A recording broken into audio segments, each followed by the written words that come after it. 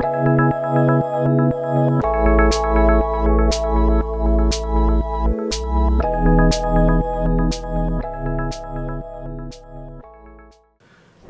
simple, dan informatif. Semua bisa kalian dapetin di PC rakitan ini.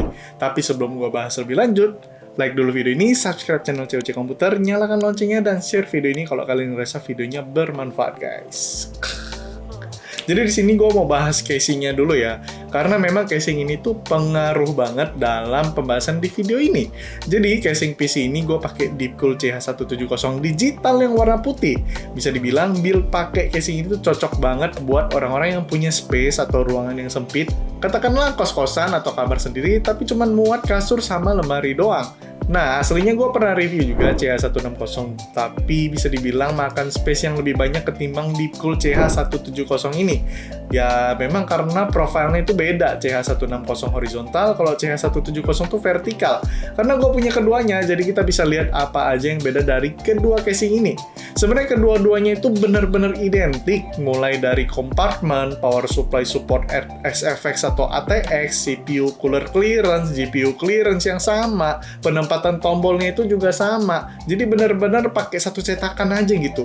Perbedaannya di sini paling di side panel yang jadi mesh buat CH170, terus logo casing yang dipindahin ke panel kaki bawahnya, handle yang di CH160 tuh nggak ada di CH170, kaki-kakinya begitu juga, terus digantiin sama panel digital ininya aja.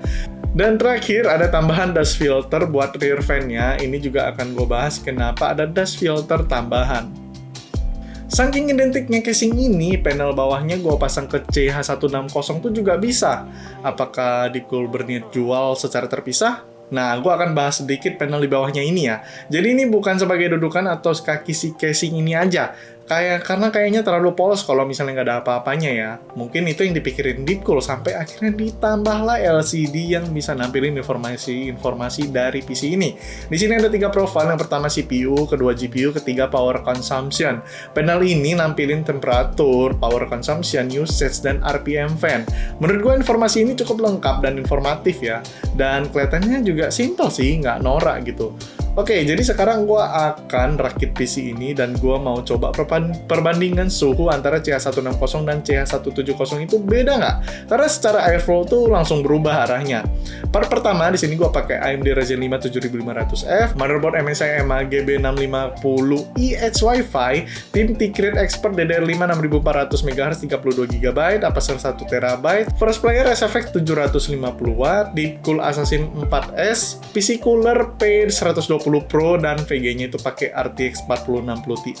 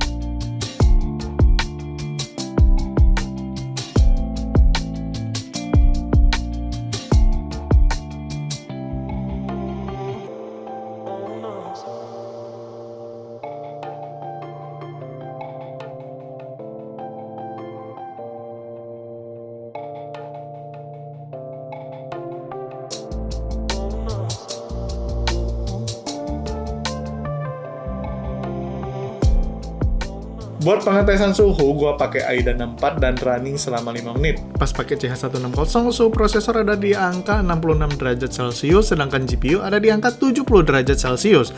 Sementara pas pakai CH170 digital, suhu prosesor ada di angka 64 derajat Celcius dan GPU ada di angka 67 derajat Celcius.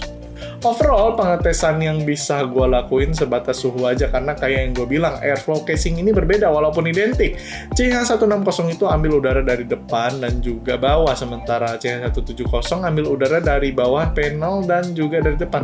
Ya, sama aja sih sebenarnya ya. Tapi yang beda adalah arah fan-nya, yang tadi fan-nya itu menjadi intake dan di sini gue ubah jadi exhaust gitu. Begitu juga fan dari air cooler-nya, gue ganti arah jadi berlawanan.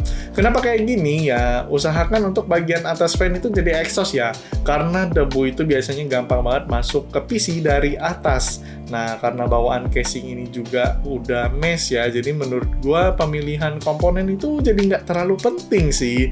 Bener-bener minim RGB ya, paling di RAM-nya aja ya, biar ada ambient-nya dikit-dikit.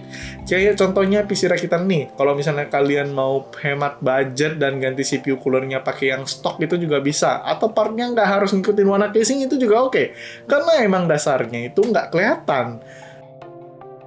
Ada beberapa cons gue buat casing ini, padahal jujur aja gue seneng banget sama casing ini guys. Yang pertama adalah penempatan front panel yang terlalu tinggi nih di sini. Desainnya emang bener plek-ketiplek aja gitu, cuman gue lebih prefer di bawah karena lebih gampang dijangkau kan. Tapi ya ini minor lah. Terus juga untuk warna panelnya, di sini case-nya agak beda. Case-nya itu putih susu, kalau panelnya lebih ke putih gading gitu. Tapi ini wajar aja karena bahan yang dipakai itu juga berbeda kan. Nah, yang terakhir gue hampir lupa nih. Casing ini secara nggak langsung sebenarnya bisa kita kreasiin juga sama kayak CH160 ini. Tinggal beli ini aja nih, namanya Pixel 10. Isinya ada 100 total dengan 10 warna yang berbeda. Nggak penting tapi lebih ke unik aja daripada casing-casing yang lain.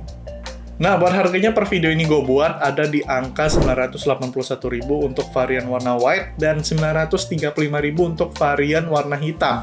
Sementara Pixel 10 ini ada di angka 338.000 aja. Oke guys, jadi mungkin itu aja video gue buat PC rakitan ini. Kalau misalnya kalian ada komentar atau pendapat tentang casing ini, bisa kalian tulis di kolom komentar yang udah disediakan. Buat link pembelian udah gue cantumin di kolom deskripsi, bisa lewat Tokopedia dan juga Shopee, atau kalau kalian mau datang langsung itu bisa juga kita ada di Mall Mangga 2 lantai 3 nomor 34. Sekalian gua Ricky pamit undur diri. Bye.